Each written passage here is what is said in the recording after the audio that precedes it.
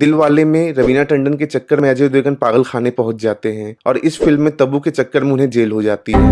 वैसे तो मेकर्स ने अंत में क्लाइमैक्स जैसा कुछ दिखाने की कोशिश तो की है, बट अगर वो सच में क्लाइमैक्स था तो शायद मेरी और मेकर्स की डिक्शनरी में इस वर्ड की अलग अलग डिफिनेशंस होंगी। फिल्म में बैकग्राउंड म्यूजिक है या म्यूजिक के बीच में डायलॉग्स डाले गए हैं, ये ऑडियंस खुद ही डिसाइड करे तो बेहतर होगा। इस वीडियो में हम इसी फिल्म का रिव्यू करने जा रहे हैं ताकि आप डिसाइड कर सकें कि आपको ये फिल्म देखनी चाहिए या नहीं।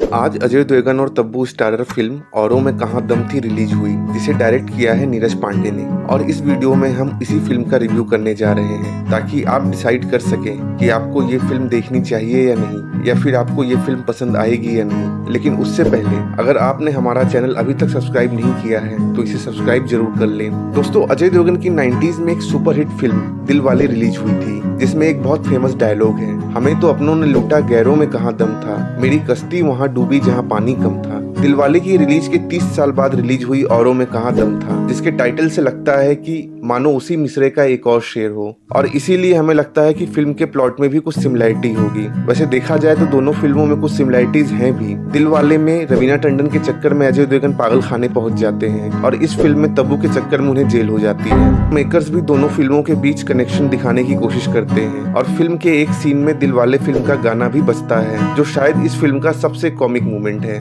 लेकिन दोनों फिल्म के बॉक्स ऑफिस परफॉर्मेंसेज में कोई सिमिलैरिटीज नहीं रहने वाली, इतना मैं अभी ही आपको बता देता हूँ, लेकिन उस पर हम बाद में लौटेंगे। पहले फिल्म पर बात कर लेते हैं। दोस्तों, ये 10वीं बार है जब अजय देवगन और तब्बू बड़े पर्दे पर साथ में नजर आए हैं और इस फिल्म की कहानी का पूरा फोकस इन्हीं पर है। इसीलिए इस फिल्म के 80% सीन्स में आपको अजय, तब्बू या फिर साई मांजरेकर और शांतनु महेश्वरी दिखते हैं, जिन्होंने अजय और तब्बू के कैरेक्टर्स के यंगर वर्जन्स का रोल प्ले किया है। फिल्म का प्लॉट और स्टोरी लाइन बहुत सिंपल है, कोई खास टर्न एंड ट्विस्ट नहीं है। वैसे तो मेकर्स ने अंत में क्लाइमैक्स जैसा कुछ दिखाने की कोशिश तो की है, बट अगर वो सच में क्लाइमैक्स था तो शायद मेरी और मेकर्स की डिक्शनरी में इस वर्ड की अलग अलग डिफिनेशंस होंगी। फिर भी अगर आप इस फिल्म की स्टोरी सुनकर स्पॉइल नहीं करना चाहते हैं तो इस वीडियो को इस टाइम स्टैम्प तक फॉरवर्ड कर ले, क्योंकि मैं इस फिल्म की स्टोरी या स्टोरी लाइन जैसा जो भी है वो बताने जा रहा हूँ। दोस्तों, फिल्म शुरू होती है 2001 मुंबई में, जहाँ अभी सी लिंक ब्रिज बन ही रहा है। कृष्णा एक अनाथ लड़का है जो कंप्यूटर हार्डवेयर का काम करता है। वो सबकी भलाई चाहने वाला लड़का है जो 5-6 महीने पहले ही मुंबई की एक चौल में रहने आया होता है। वहाँ उसकी मुलाकात होती है वसुधा से, जो उसी चौल में रहती है। धीरे धीरे दोनों की दोस्ती होती है और ये दोस्ती प्यार में बदल जाती है। सब कुछ ठीक चल रहा होता है और कृष्णा का करियर भी टेक ऑफ करने वाला होता है। लेकिन उसी रात चौल के 3 लड़के जो कृष्णा से अपनी पुरानी रंजिश का बदला लेना चाहते थे, वो वसुधा का रेप करने की कोशिश करते हैं और उनमें से 2 का खून हो जाता है और कृष्णा को 25 साल की जेल हो जाती है। जब वो जेल से बाहर आता है तो वो उसी रात मुंबई छोड़कर दुबई जाना चाहता है, लेकिन उससे पहले वो अपनी पुरानी चौल के कमरे में जाता है, जहाँ उससे मिलने वसुधा भी पहुंच जाती है। वसुधा अब काफी अमीर हो चुकी है और उसने कृष्णा के कहने पर शादी भी कर ली है। दोनों गाड़ी में बैठकर फिर से समुद्र किनारे उसी जगह पहुंचते हैं जहां वो पहले मिला करते थे। हम देखते हैं कि सी लिंक ब्रिज अब पूरा हो चुका है, but that's totally irrelevant here. वहां जब वसुधा को उसके पति अभिजीत यानी कि जिमी शेरगिल का कॉल आता है तो कृष्णा को पता चलता है कि वसुधा ने उसके मना करने के बावजूद अपने पति को दोनों के बारे में और उस रात के बारे में सब कुछ बता रखा है और अभिजीत कृष्णा से मिलना भी चाहता है। ना चाहते हुए भी कृष्णा अभिजीत से मिलने को तैयार हो जाता है। दोनों वसुधा के आलीशान घर पहुंचते हैं, जो कि वानखेड़े स्टेडियम के बगल में ही कहीं बीच के ठीक सामने होता है, जिसकी छत पर बड़ा सा स्विमिंग पूल भी होता है। But again that's totally irrelevant. Abhijit और कृष्णा की मुलाकात के बाद ऑडियंस को पता चलता है कि अभिजीत कृष्णा से यही जानना चाहता है कि उस रात आखिर हुआ क्या था। कृष्णा अभिजीत को वही कहानी सुना देता है जो वसुधा ने सुनाई होती है और ऑडियंस को वही सीन तीसरी बार भी देखना पड़ता है। कृष्णा अभिजीत को ये भी बताता है कि वो जो तीसरा बंदा उस रात बच गया होता है वो बाद में कभी जेल पहुंचता है और कृष्णा ने उसे भी निपटा दिया है। कृष्णा के मुंबई छोड़ने से पहले वसुधा और उसके बीच में एक इमोशनल फेयरवेल सीन भी होता है और उसके बाद मूवी खत्म होने से ठीक पहले अभिजीत और वसुधा की बातचीत दिखाई जाती है और अभिजीत उससे फिर वही सवाल पूछता है कि उस रात हुआ क्या था।